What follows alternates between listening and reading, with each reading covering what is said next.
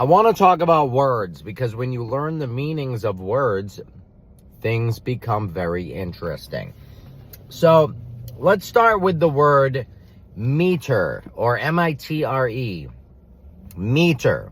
Now, the mitre is what the Pope wears on his head. Now, this hat, if you look at it from a certain angle, it looks like a fish head in a sense.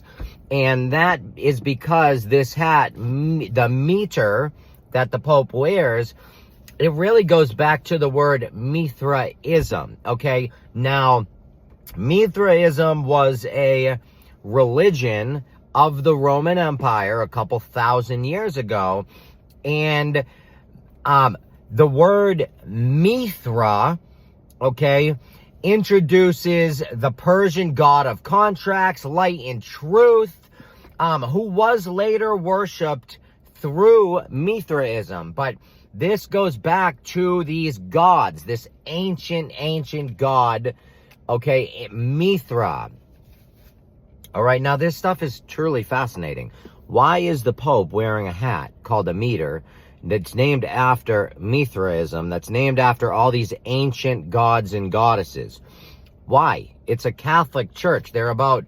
Catholicism is about Jesus, I thought. Why are we talking about ancient deities now? It gets interesting. Now, the word pontiff, okay? The Pope is often referred to as the Pontiff. However, the ancient connection, okay, the Pontifex Maximus was the title of the chief high priest in ancient Rome.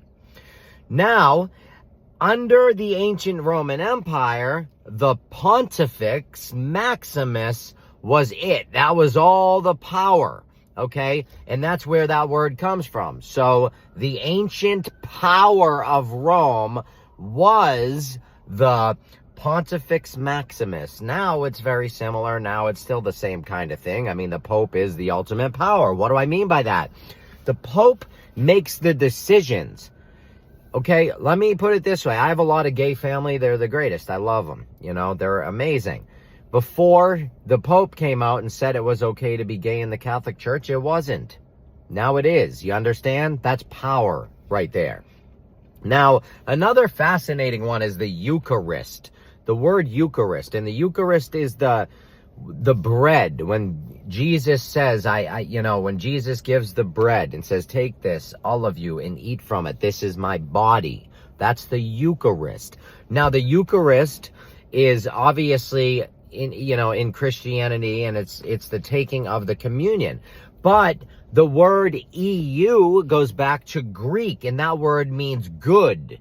Now, the word charis, or charis, means grace or favor. So what that actually means is good favor or good grace, okay? Eucharistia, that word Eucharistia was used typically to describe a general offering, all right? So that is what that is and where that all came from.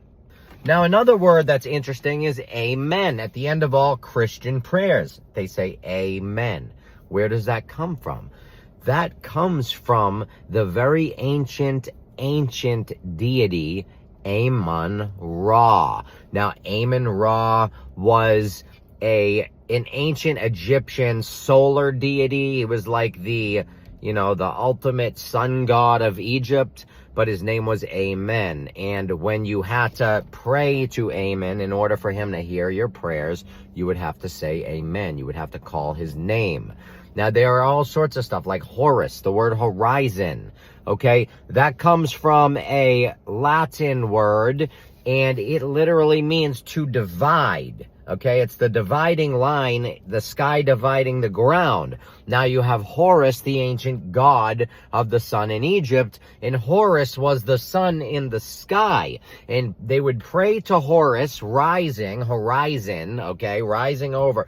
And they would pray to Horus to bring the prayer back to his father or to God. And that was amen. And they would pray to Horus and say amen at the end of the prayers so that Horus would deliver the prayers to his father.